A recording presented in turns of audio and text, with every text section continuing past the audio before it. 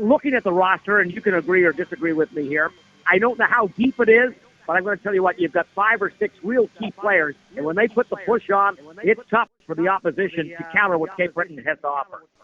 Yeah, I would agree with that. The Eagles are a team that has some promising youth and top-heavy, but the young players are going to find their way in the league for sure. Speaking of high-end players, Cédric Desruisseaux on a remarkable run right now in Charlottetown, goals in 11 straight games. At your time at calling, ever seen anybody like the run he's on?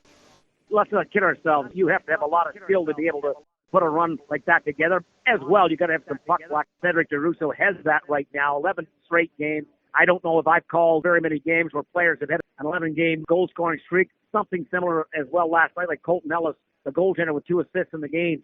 You and I have called a lot of games, but sometimes you get into situations where particular players do something very exceptional, and that's where we're at right now with Cédric Desruisseaux. You know what, Pat? He came here last year up until Christmas time, and he didn't look like the player that was being advertised as part of a key piece in the trade coming back for P.O. Joseph. But once Christmas took place last year, he came back. He thought perhaps he might have was going to be traded, not sure. But nevertheless, the Isles wanted him to come back, and he did.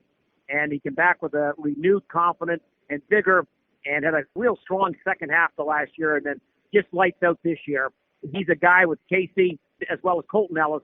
The one thing with the Islanders this year that is certainly noticeable is the effort and success of their 20-year-olds. Makes a big difference for sure in this league. Also, I wanted to ask, too, we hear a lot about Lucas Cormier, but I wanted to ask about that pair with him and Noah Laaouan. They've pretty much been together since Laaouan came to Charlottetown, and how much has that chemistry really benefited both of them? Certainly. When you look at the Charlottetown Islander blue line, and he's a first-round pick of the Cape Breton Eagles, a number of fans would be sad to see him go. He has been just a terrific addition for the Charlottetown Islanders. The Isles have their high-profile defenseman. They've got Lucas Cormier, who is certainly off to a better start thanks to no injuries to this particular point than we saw last year. And he's playing lights out, top-scoring defenseman in the league right now with 19 points, 7 and 12. And you talked about Laaouan as well.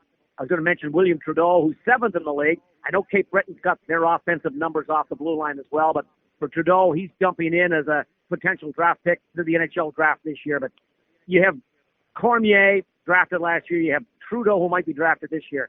But I'll tell you what, Noah Laaouan, to me, is as big of a glue piece off that blue line that the Islanders have. He shows up home, on the road, plays the same consistent game. He's physical. He plays all the hard minutes against the top players in the league. And he has just been a terrific, terrific defenseman for the Charlottetown Islanders. Yeah, he and Cormier complimenting each other very well. Well, George, excellent voice and analysis as always. Could talk to you all night. Thanks for this and appreciate the kind words. Anytime, Patrick. Good luck.